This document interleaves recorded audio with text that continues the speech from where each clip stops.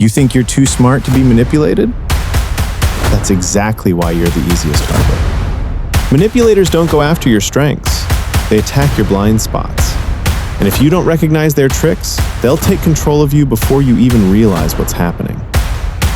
In the next few minutes, you'll learn how to spot manipulation and how to fight back. Ready? Let's dive in.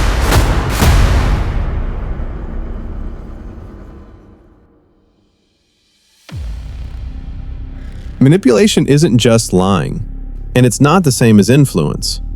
We all try to influence people. When your friend talks you into going out, when your partner convinces you to watch a movie together, that's normal. Manipulation is different. It's a calculated game. It's when someone uses psychological tricks to make you think you're making your own decision, when really, they've set the trap for you all along. Why is it dangerous? Because it doesn't target your logic. It targets your emotions, your guilt, your fears, your need to be liked. And those are exactly the buttons we can't help but react to.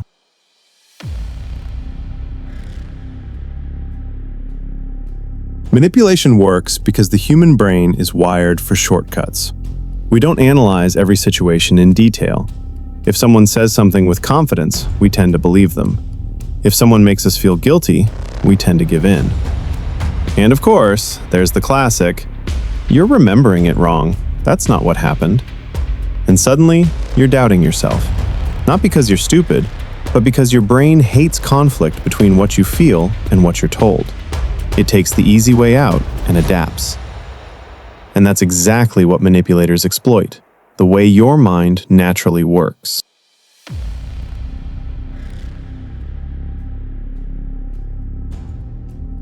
The ugly truth? Anyone can. Some people do it without realizing it. They've just learned that certain phrases or behaviors get them what they want. But then there are the pros, the conscious manipulators. These are the people who know exactly what they're doing. They use psychology like a weapon, not for connection, not for compromise, but for control. And yes, even you could manipulate if you wanted to. We all have the capacity. But here's the difference. Most people do it unconsciously. Manipulators? They turn it into a game. And for them, the prize is always power.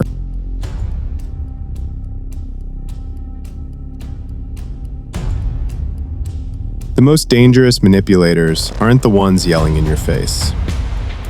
They're the ones who smile all the time. The ones who always seem cheerful, helpful, and perfectly calm. Come on, do you really believe anyone is that perfect? Nobody's happy 24/7. Nobody's always in the mood to help. This technique is called masks. The manipulator hides behind a role, a flawless character that makes you lower your guard. And while you're busy enjoying their goodness, you're not talking to the real person. You're talking to the mask. The always helpful type isn't selfless. They're building a favor bank, ready to cash it in later. The always cheerful type? They might be full of anxiety inside, but their smile keeps you from noticing. How can you spot it? Easy. If someone is too consistent, too perfect, too good to be true, that's a mask. Real people slip. Real people get tired. Real people have bad days. The mask isn't about showing you who they are. It's about reading you, spotting your blind spots, and using them against you. Ever found yourself apologizing at the end of an argument when deep down you knew you hadn't done anything wrong? Congratulations. You've just been gaslit. The lies are always the same. You're remembering it wrong, or you're too sensitive. Because if you're too sensitive, then they're the rational one. If your memory is wrong, then they get to rewrite reality. The technique is called gaslighting. It's one of the nastiest forms of manipulation because it doesn't attack your choices, it attacks your grip on reality. The early signs are clear. First, they question your memory. That never happened. Second, they dismiss your feelings. You're overreacting. And third, you end up apologizing for things you never even did. Ever walked away from a conversation thinking, maybe I am overreacting, maybe I am crazy? That's the gaslighter's victory. Their goal isn't to win the argument. Their goal is to make you lose trust in your own mind, so you'll rely only on theirs.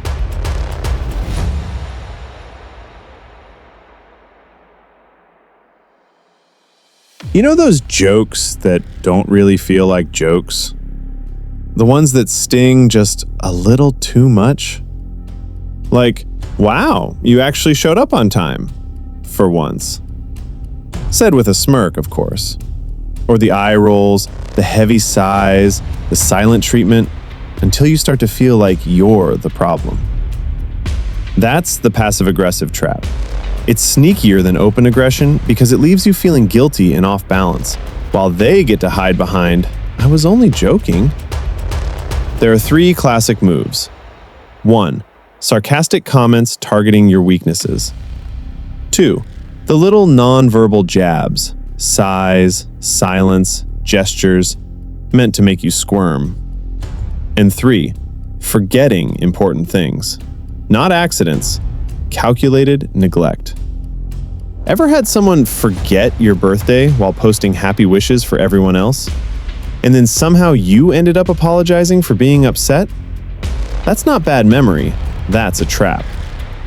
Passive aggression isn't humor, it's poison, injected in small doses until you start doubting yourself.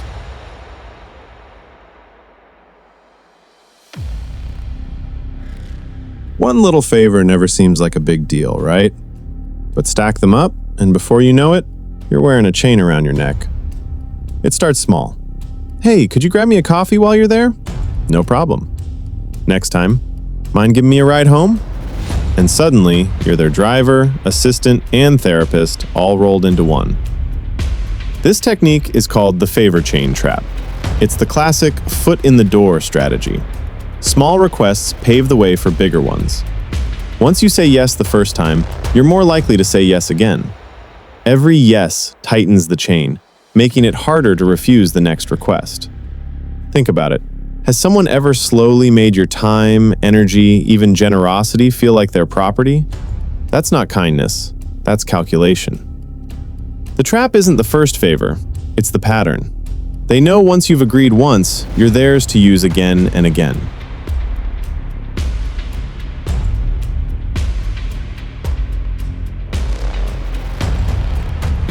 Most bosses don't hold power because they're strong. They hold power because you don't see through their games. Think about it. You'll stay late, right? That's just expected. Or the public takedown. Wow, you really messed this up. Always with an audience.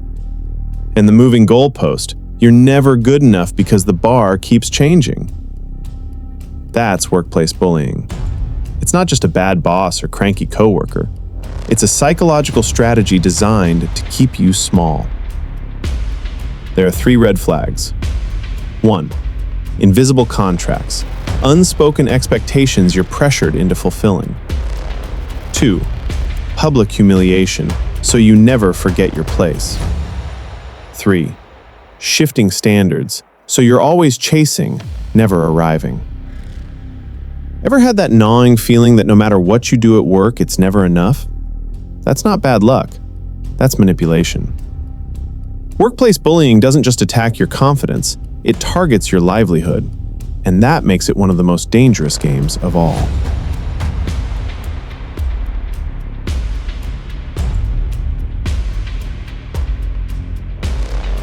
Manipulators don't just listen to your words, they read you, and they always go straight for your blind spots. Crave approval? They'll flatter you. Fear not being good enough? They'll challenge you until you break. Hate conflict? They'll create tension until you cave, just to make it stop. This is the blind spot protocol. It means the manipulator doesn't even need to be clever. They just need to spot the weaknesses you refuse to see in yourself. There are 3 common ones. 1. The need for validation. A single compliment and you're wide open.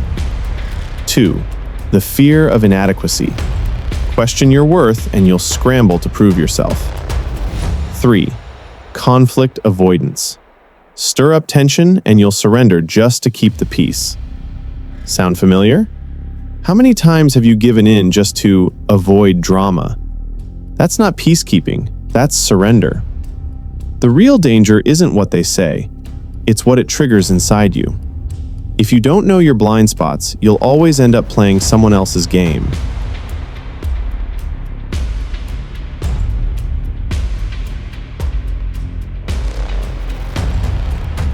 Guilt isn't just an emotion.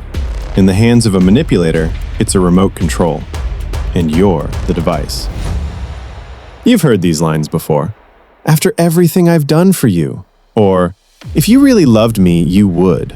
And of course, I'm so disappointed in you. That's the guilt trap. It's not genuine feeling, it's strategy. The point isn't connection, it's control. Here's how it works. They frame the situation as if you owe them something. If you resist, you're the bad guy. If you give in, you're making it right. Either way, they get what they want. Ever found yourself apologizing just to make the other person feel better, even when they were the one in the wrong? That's the guilt trap at work. Someone who constantly makes you feel guilty isn't building a relationship. They're tightening their grip on you.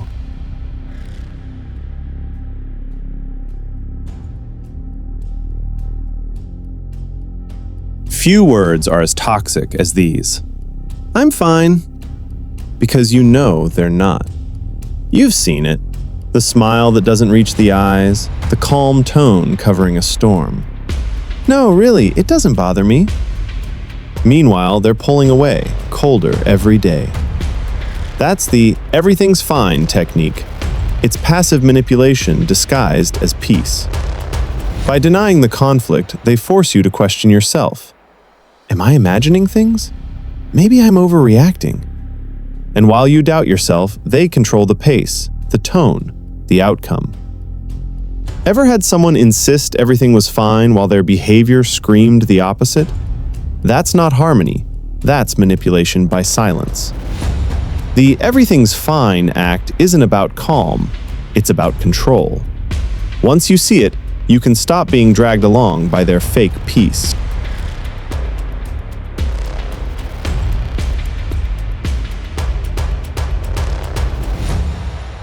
Funny thing, people think lying means saying too little, but sometimes the biggest red flag is saying way too much.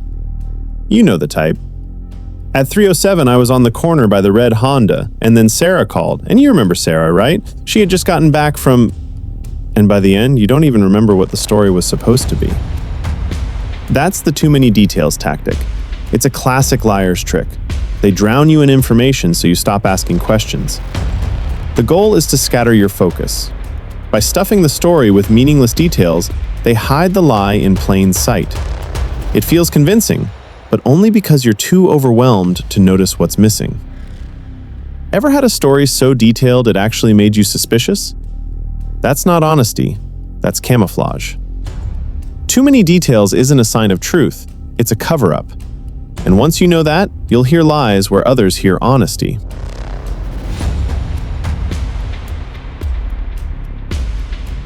Ever notice how some people are the hero in every story they tell? No matter what happened, they were the one who sacrificed, the one who saved the day, the one who held everything together.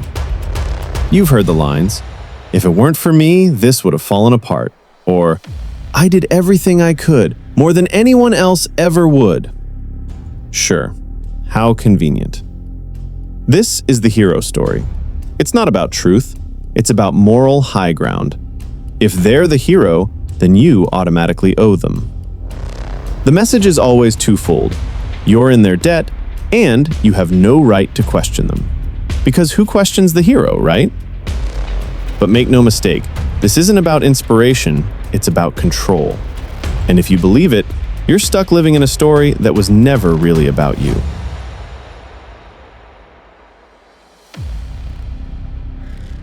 On the flip side, some people always cast themselves as the victim. No matter the situation, life is always happening to them, never with them. The lines sound familiar. I always give, but no one gives back. Or, no one understands how hard I have it. And, of course, I'm always the one who suffers most. This is the victim card. It's designed to make you feel guilty for saying no. If they're the victim, then you must be the heartless one if you don't give in. The victim role achieves two things. First, it hooks you with sympathy. Second, it gives them a free pass to avoid responsibility. After all, how can you blame the person who's already suffering? But don't be fooled. This isn't about healing. It's about control through pity. And the sooner you spot it, the sooner you cut the strings.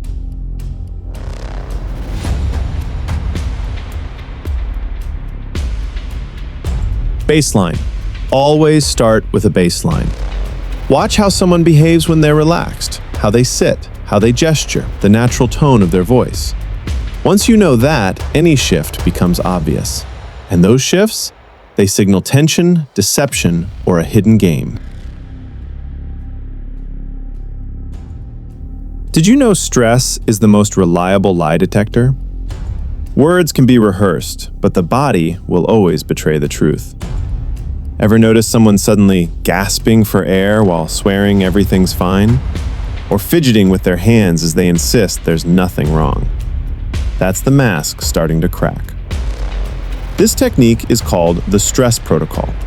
Manipulators can lie, act, and play roles, but stress signals are nearly impossible to hide. Stress leaks out on two levels. Nonverbal. The body turns away, breathing speeds up, sudden hand or mouth movements appear. Verbal. Too many details, rambling detours, pointless repetition. It's like their brain is filling empty space just to buy time. Ever hear someone repeat the same sentence 2 or 3 times, as if saying it again will make it true? That's a classic stress tell. Manipulators aren't dangerous because they're flawless. They're dangerous because you're not watching the cracks. Learn to read stress, and you'll see the real person hiding behind the act. A manipulator only has power as long as you're dancing to their rhythm. But break the music, and their entire game collapses like a shaky house of cards. Picture this. They're rushing, pressuring, talking fast, and suddenly you slow down. Or you just go quiet, letting the tension fill the room. What happens? They panic. They start to slip. This is called the breaking point technique.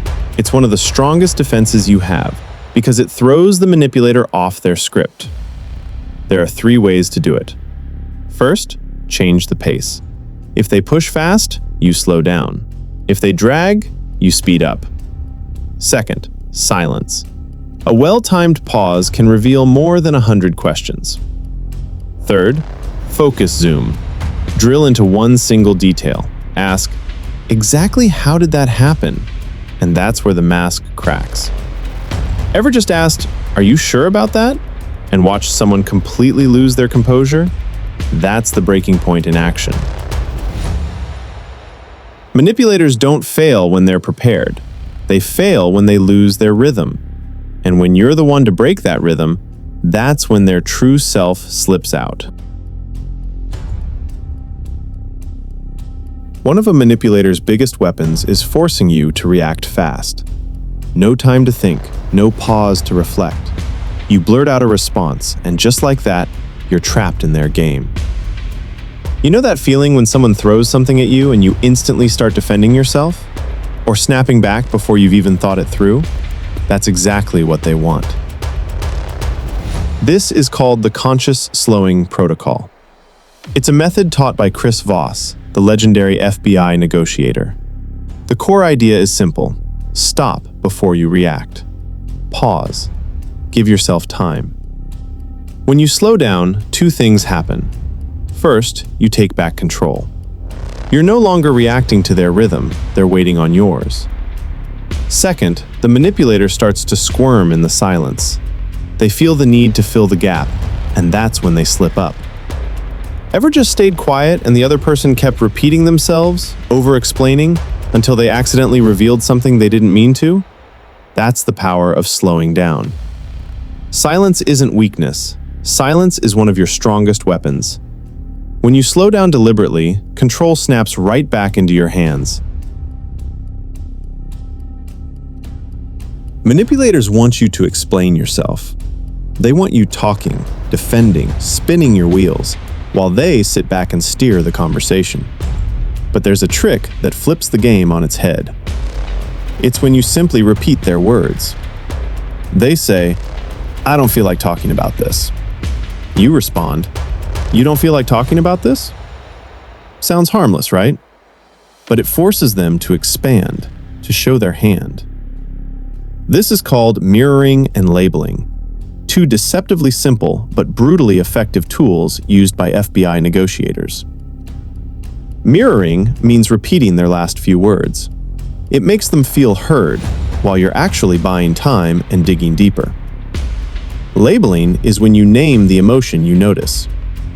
It sounds like you're uncertain, or it seems like this is frustrating you. Ever told someone what you sensed they were feeling, and suddenly they broke character, acting completely differently? That's the power of labeling. Mirroring and labeling are both shield and sword. They stop the manipulator's game in its tracks, because you're not explaining anymore. And at the same time, they draw out real information hidden beneath the mask.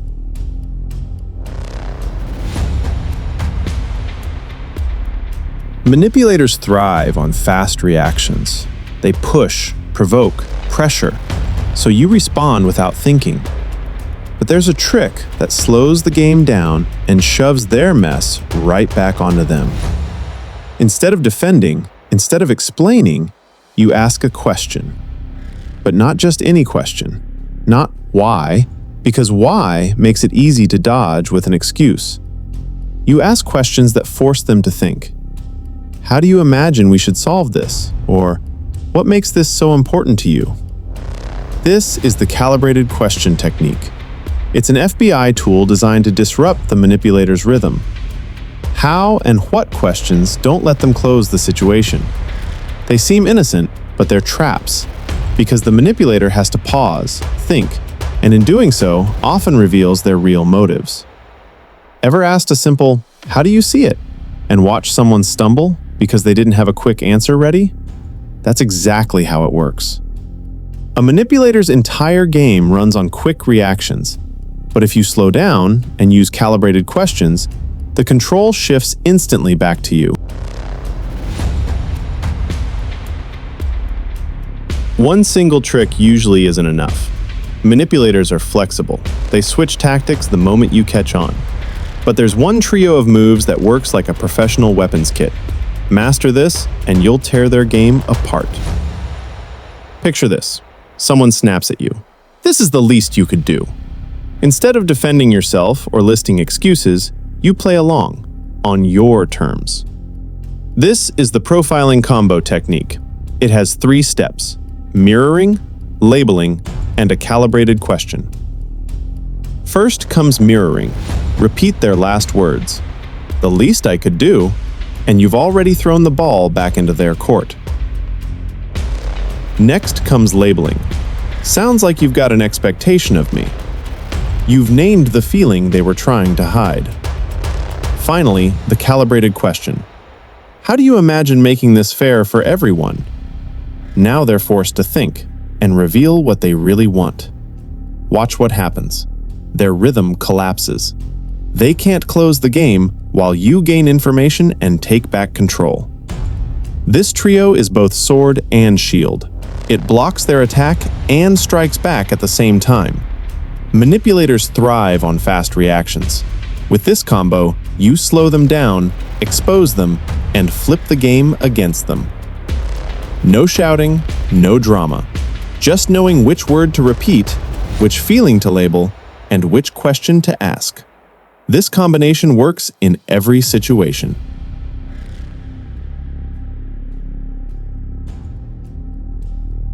Many people think one clever line is enough to beat a manipulator. That's an illusion. Manipulators adapt. One weapon won't cut it. You need a system. That system is called the Profiling Filter Protocol. It's not a single trick, it's a sequence, like a secret algorithm you can always rely on.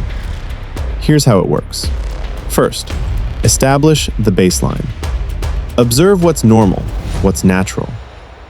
Second, watch for stress signals. When do they start rushing, fidgeting, or shifting their tone? Third, bring in mirroring and labeling. That cracks the act and pushes them off script. Finally, drop a calibrated question. Throw the ball back at them, force them to explain. See the chain? It works the same way every time. You spot the normal, notice the crack, reflect it back, and cut through with a question. That's not random reaction, it's strategy. Manipulators are strong when you stand there unarmed.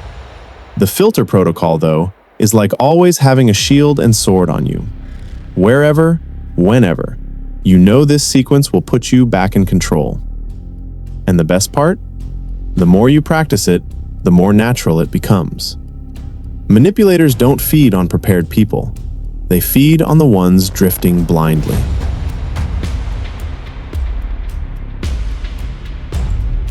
Manipulators love it when you talk.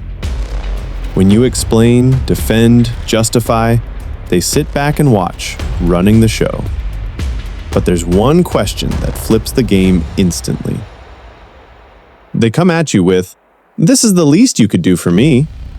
And instead of defending yourself or listing everything you've already done, you just look at them and ask, "Why is this important to you?" That's the profiling control question.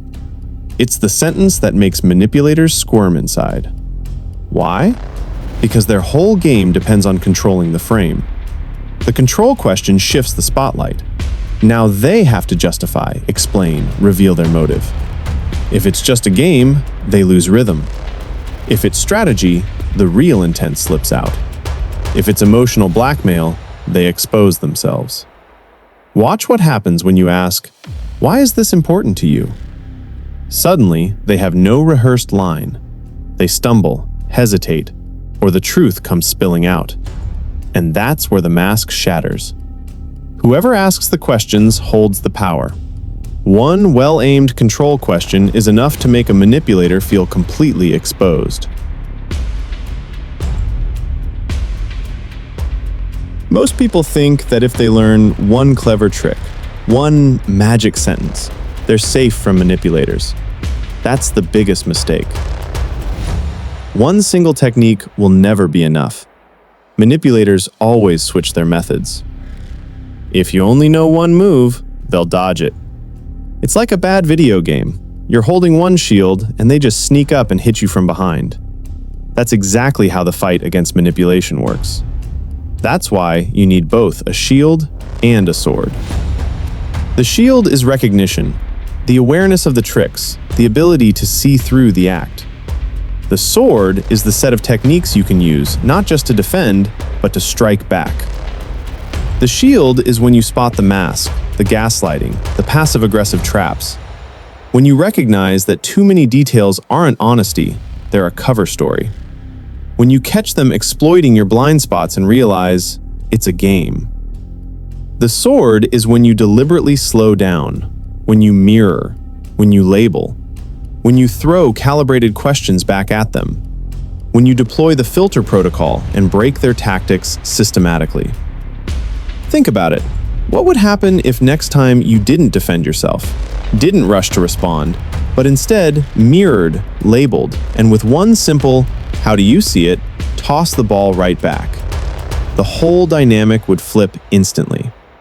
A manipulator is only strong as long as you're blindly playing their game.